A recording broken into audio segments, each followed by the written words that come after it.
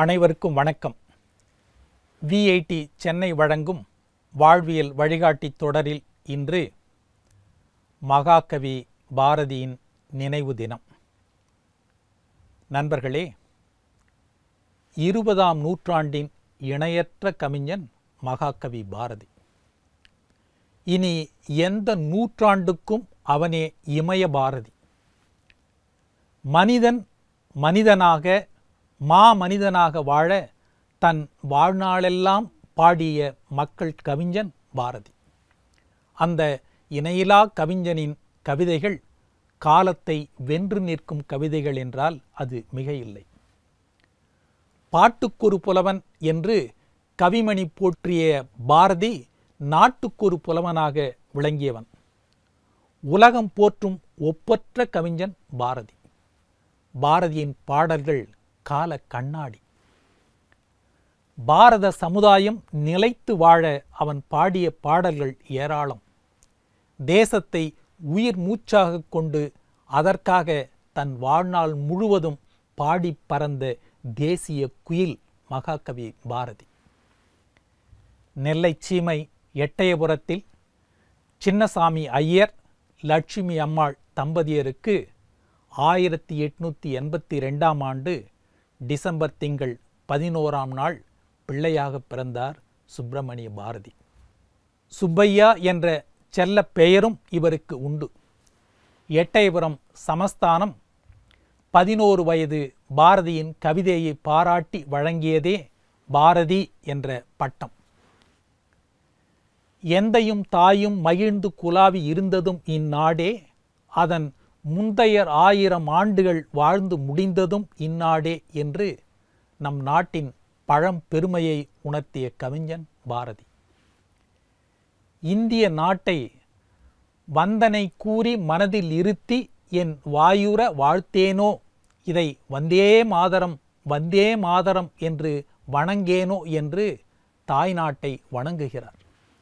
இந்த வந்தே மாதரம் என்னும் வீர முழக்கம்தான் வெள்ளையனை விரட்டி அடித்தது. ஜாதிகள் எல்லையடி பாப்பா, குல தாழ்ச்சி உயர்ச்சி சொல்லல் பாவம் என்று பிஞ்சு நெஞ்சிலும் ஜாதி சமய வேறுபாடுகளை களைந்தவர். இந்திய தேசத்தின் அடிமை தலையை அகற்ற தாயின் மணிக்கொடி பாரீர், அதை தாழ்ந்து பணிந்து புகழ்ந்திட வாரீர் என்று அறைகூவல் விடுத்தவன் பாரதி. யாமறிந்த மொழிகளிலே தமிழ்மொழி போல் இனிதாவது எங்கும் காணோம் என்று நெஞ்சம் நிமிர்த்து முழங்கி வாழும் தமிழனுக்கு வளம் சேர்த்தவர். அடிமை மோகம் விலகிட, ஆனந்த சுதந்திரம் அடைந்திட, என்று தனியும் இந்த சுதந்திர தாகம், என்று மடியும் எங்கள் அடிமையின் மோகம் என்று கண்ணீர் விட்டவன் பாரதி. எதற்கெடுத்தாலும் பயந்து சாகிறவர்களை பார்த்து அஞ்சி அஞ்சி சாவார் இவர் அஞ்சாத பொருளில்லை அவனியிலே என்று வேதனைப்பட்டு அத்தகையவர்களை பார்த்து நெஞ்சு பொறுக்குதில்லையே இந்த நிலைகெட்ட மனிதரை நினைத்து விட்டால் என்று மனம் நொந்து அச்சமில்லை அச்சமில்லை அச்சம் என்பது இல்லையே என்று வீர முழக்கம் செய்தவன் பாரதி. நெஞ்சில் உரமுமின்றி நேர்மை திறமுமின்றி வஞ்சனை செய்வாரடி கிளியே வாய்ச்சொல்லில் வீரரடி என்று இந்த சமுதாய மக்களில் சிலரை அடையாளம் காட்டி விழிப்புணர்வு கொள்ளச் செய்தான் பாரதி. ஓர் தாயின் வயிற்றில் பிறந்தோம், தம்முள் சண்டை செய்தாலும் சகோதரர் அன்றோ என்று அறிவுறுத்தி ஒன்றுபட்டால் உண்டு வாழ்வு என்று ஒரே வரியில் ஜாதி சண்டைக்கு முற்றுப்புள்ளி வைத்த கவிஞன் பாரதி. ஆயுதம் செய்வோம், நல்ல காகிதம் செய்வோம், ஆலைகள் வைப்போம், கல்வி சாலைகள் வைப்போம் என்று தொழில்கள் மேம்படவும் கல்வி வளரவும் தன் ஆசைகளை வெளிப்படுத்தி பாரத பூமி பழம்பெரும் பூமி, நீரதன் புதல்வர் இந்நினைவகற்றாதீர் என்று நாட்டுப்பற்றை நம் மனதில் விதைத்த கவிஞன் பாரதி. பெண்களுக்கு இழைக்கப்படும் கொடுமைகளையும் அநீதிகளையும் பார்த்து மாதர் தம்மை இழிவு செய்யும் மடமையை கொளுத்துவோம் என்று பாடினான். ஆணுக்கு பெண் சரி நிகர் சமானம் என்பதை எட்டும் அறிவினில் ஆணுக்கிங்கே பெண் இளைப்பிள்ளை கானென்று கும்மியடி என்று பாடினான் பாரதி. பாரதி குழந்தைகளுக்கும் பாடினான்.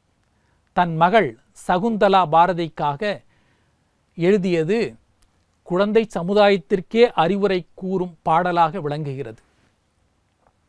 வாழும் முறைமைக்கு இலக்கணம் வகுக்கும் முறையில் உயிர்கள் இடத்தில் அன்பு வேணும், தெய்வம் உண்மையென்று தானறிதல் வேண்டும், வைரமுடைய நெஞ்சு வேணும், இது வாழும் முறைமையடி பாப்பா என்று பாடினான்.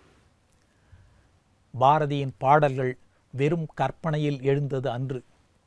அவனுடைய ஊனோடும் உயிரோடும் கலந்து உள்ளத்திலிருந்து ஊறித் தெளித்த சத்திய வரிகள். 39 வயது கூட நிரம்பாத நிலையில் 1921ஆம் ஆண்டு செப்டம்பர் 11ஆம் தேதி மரணம் எய்தினார் பாரதி. எனினும் பார்மீது நான் சாகாதிருக்க கண்டீர் என்ற பாரதியின் வாக்கு பொய்க்கவில்லை.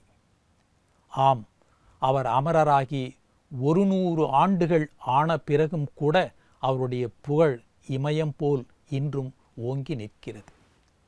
பாரதியின் பாடல்கள் அனைத்திலும் நாட்டுப்பற்று, தாய்மொழிப்பற்று, விடுதலைப்பற்று மேலோங்கி இருக்கும். இக்கால இளைஞர்கள் தேசத்தின் பெருமை, விடுதலையின் அருமை குறித்து அறிந்து கொள்ள, உணர்ந்து கொள்ள உதவும் கருவூலங்கள் பாரதியின் பாடல்கள். மீண்டும் நாளை சந்திப்போம்.